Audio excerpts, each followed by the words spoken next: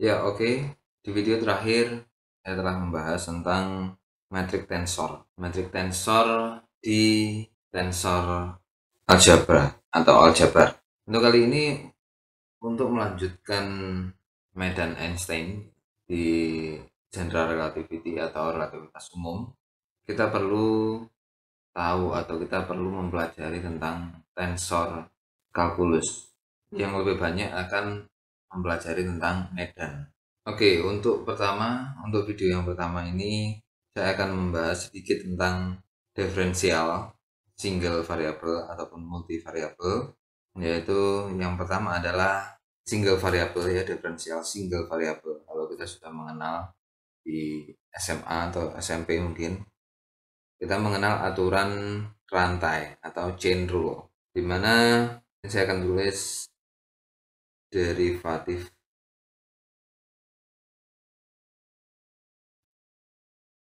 single variable. Yang pertama adalah aturan rantai.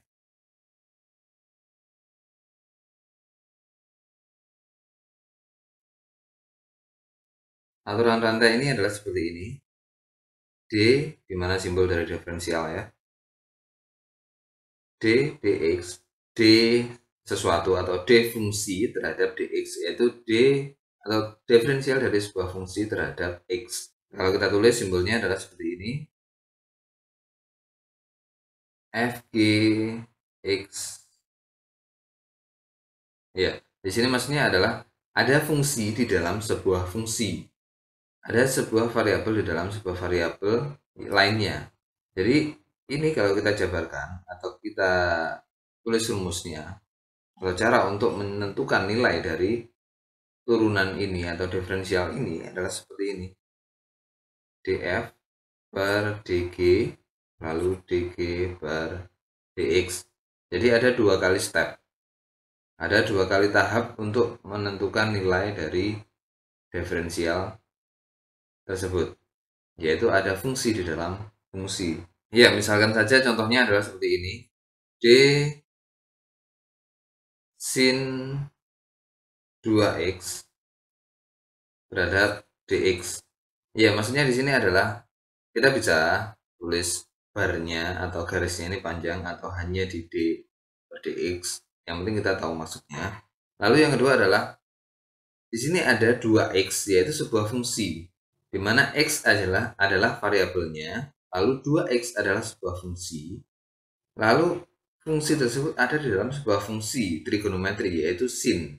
Jadi bukan sin theta atau sin gamma atau beta, tapi di sini adalah sin 2x, di mana di dalam sin tersebut adalah merupakan sebuah fungsi juga yang terdapat variabel x. Nah, kita bisa gunakan cara tersebut atau cara rantai atau aturan rantai seperti ini. D sin 2x per dg. Jika sinnya adalah f dan g-nya adalah 2x.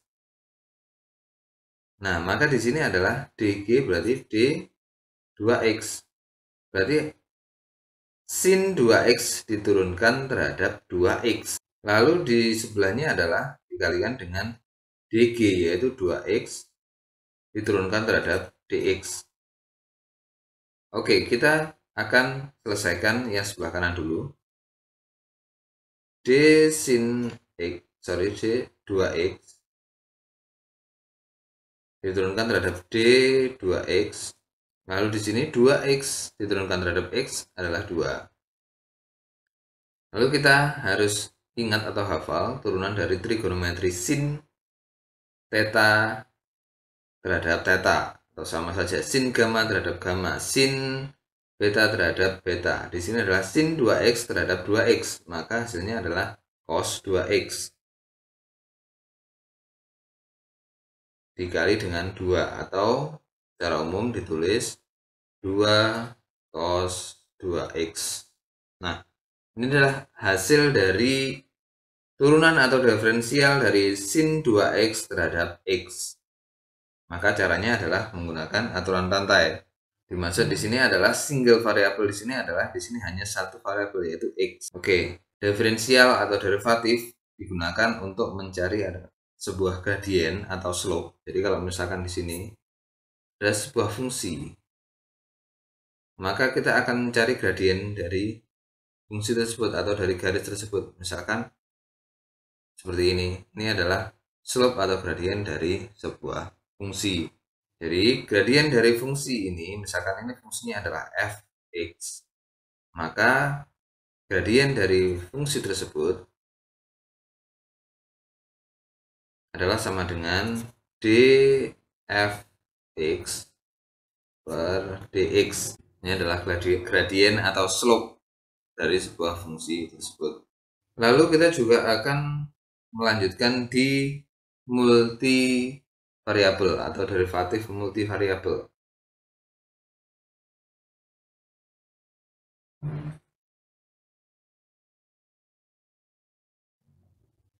Ya, di sini contohnya adalah seperti ini.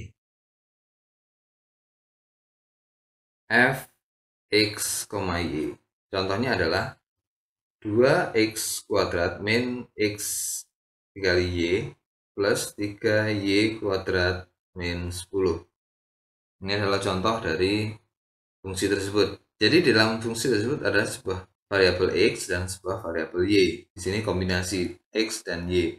Nah, dari fungsi tersebut kita bisa turunkan gradien atau slope-nya masing-masing variabel. Maksudnya adalah seperti ini. Turunan parsial, ya, kenapa disebut parsial di sini karena kita hanya bisa menurunkan satu variabel dari sebuah fungsi yang kompleks atau fungsi multivariabel, satu saja. Jadi di setiap turunan kita hanya bisa menurunkan satu. Do f, kita bilangnya do untuk lambang yang seperti ini, mewakili atau lambang diferensial untuk parsial. Kalau sebelumnya adalah d biasa seperti ini.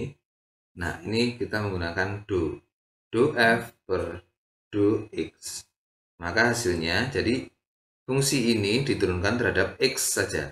Jadi y dianggap sebuah konstanta, bukan sebuah variabel. Jadi ketika bilangan tersebut hanya y saja, maka ketika diturunkan terhadap x, hasilnya adalah 0. Seperti bilangan yang lainnya, seperti 1, 2, 10, dan yang lainnya. Misalkan seperti ini, 2x kuadrat. Diturunkan terhadap x, hasilnya adalah 4x. Lalu xy diturunkan terhadap x, hanya y. Lalu 3y kuadrat, karena tidak ada variabel x, y-nya di sini dianggap konstan, turunkan terhadap x, maka hasilnya adalah 0, sama dengan 10 di sini juga hasilnya adalah 0. Maka turunan parsial dari fungsi x dan y di sini terhadap x, hasilnya adalah 4x min y. Lalu turunan parsial yang kedua adalah do f terhadap do y, sama dengan 2x kuadrat diturunkan terhadap y, maka dia dianggap konstan, artinya adalah 0. Min xy, ada variabel y diturunkan, hanya menjadi min x. Lalu plus 3y kuadrat diturunkan menjadi 6y. Lalu 10 diturunkan terhadap y sama dengan 0. Nah, disinilah ada sebuah perbedaan. Ketika diturunkan terhadap x, hasilnya adalah 4x min y, sedangkan ketika diturunkan terhadap y, hasilnya adalah min x plus 6y. Lalu sebuah contoh lagi, di mana ini adalah suatu keadaan fisika, di mana ada kondisi di suatu ruangan, ya, di suatu ruangan dengan koordinat x dan y. Di ruangan tersebut terdapat suatu nilai suhu yang berbeda di setiap titiknya. Suhu yang berbeda tersebut diatur oleh sebuah fungsi atau membentuk sebuah fungsi di mana suhu akan saya simbolkan sebagai T dengan fungsi X dan Y. Nah, suhu tersebut akan bernilai tertentu pada koordinat X tertentu dan Y tertentu dengan fungsinya adalah Y kuadrat plus X min setengah. Lalu ada keadaan yang kedua adalah ada seseorang yang ada di dalam ruangan tersebut. Seseorang atau robot mungkin ya, kalau seseorang atau orang itu terlalu bebas, mungkin robot yang sudah diatur dengan fungsi tertentu sehingga dia akan bergerak terhadap X dan Y dengan waktu tertentu. Jadi ini adalah fungsi yang pertama adalah X, di sini adalah di sini adalah X, di sini adalah T. Jadi ketika waktu tertentu dia ada di X tertentu. Dengan fungsinya adalah X T sama dengan T plus 1. Lalu robot tersebut juga difungsikan terhadap Y, yaitu pada waktu tertentu, pada waktu T tertentu, dia juga bergerak ke arah atau ke titik koordinat Y tertentu. Dengan fungsinya adalah Y sama dengan T kuadrat min T plus seperempat. Jadi robot tersebut bergerak terhadap waktu, yaitu di koordinat X seperti ini dan Y seperti ini. Maka robot tersebut akan merasakan suhu pada waktu tertentu seperti apa. Maka kita harus kombinasikan suhu yang ada di ruangan di titik-titik tertentu terhadap pergerakan robot tersebut terhadap waktu. Jadi bagaimana robot, akhirnya kita akan kombinasikan itu sehingga kita dapat menentukan nilai suhu yang dirasakan oleh robot tersebut di waktu tertentu. Bukan hanya di titik tertentu atau titik koordinat tertentu, tapi di waktu tertentu. Maka kita akan mendapatkan fungsi tidak lagi T X Y, tapi T besar terhadap T kecil atau waktu. Jadi T di sini adalah nilai suhu terhadap nilai waktu. Maka kita akan substitusikan X dan Y di sini ke dalam fungsi temperatur yang ada di atas atau suhu yang ada di atas. Y akan kita ganti menjadi T kuadrat min T plus seperempat kuadrat karena Y-nya kuadrat plus X. X-nya adalah T plus 1 min setengah. Oke, dari sini kita akan turunkan T di sini terhadap waktu, terhadap variabel waktu.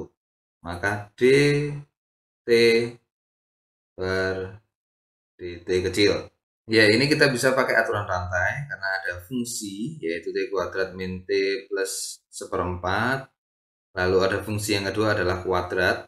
Yang pertama, fungsi ini akan saya turunkan. Fungsi yang kuadrat ini saya akan turunkan seperti yang aturan tadi, aturan rantai tadi.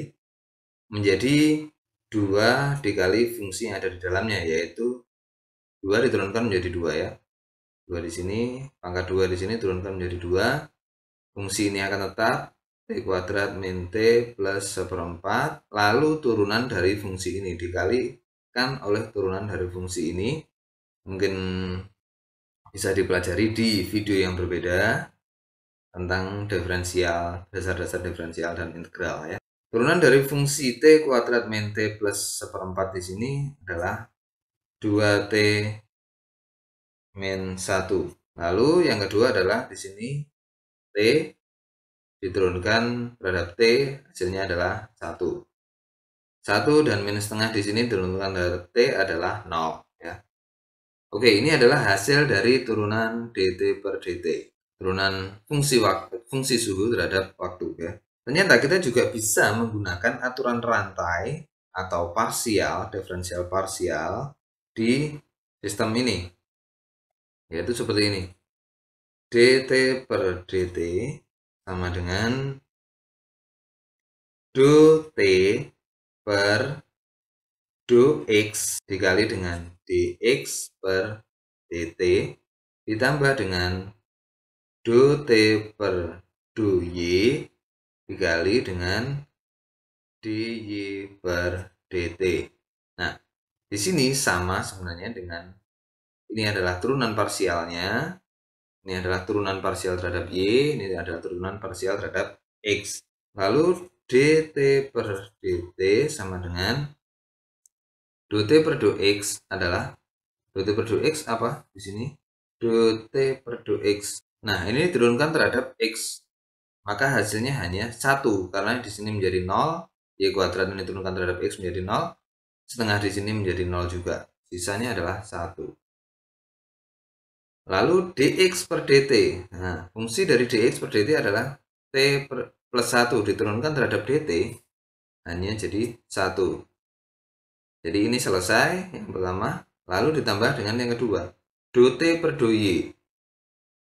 Sini adalah fungsi T atau suhu diturunkan terhadap Y. Dimana di sini variabelnya adalah Y kuadrat diturunkan terhadap Y, jadinya adalah 2Y. X dan setengah di sini menjadi 0 karena tidak ada variabel Y. Dikali dengan dy per dt. dy per dt di sini adalah t kuadrat min t plus 1/4 diturunkan terhadap t. Jadinya adalah 2t min 1. Lalu disubstitusikan menjadi 1 plus 2y di sini adalah, maka ini dimasukkan 2t kuadrat min t plus 1/4 dikali dengan 2t min 1. Nah, hasilnya di sini adalah sama dengan yang ada di sini. Jadi, aturan rantai bisa kita gunakan untuk menyelesaikan sebuah fungsi multivariabel.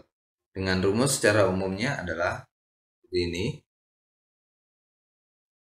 dt per dt sama dengan sigma I, ya. I sama dengan 0 atau sama dengan 1 sampai I sama dengan berapapun. Ini adalah do T per do I. I di sini maksudnya adalah variabel yang ada di dalam T tersebut. Kalau di sini ada X dan Y, maka I ini di sini jadi ganti X dan Y. Nah, di sini adalah indeks I. Maksudnya di sini adalah Q1 itu adalah X, Q2 adalah Y, dan Q3 Z ataupun seterusnya. Dikalikan dengan DI, indeks I, dibagi dengan DT atau diturunkan terhadap T. Ya, ini adalah rumus dari diferensial menggunakan aturan rantai.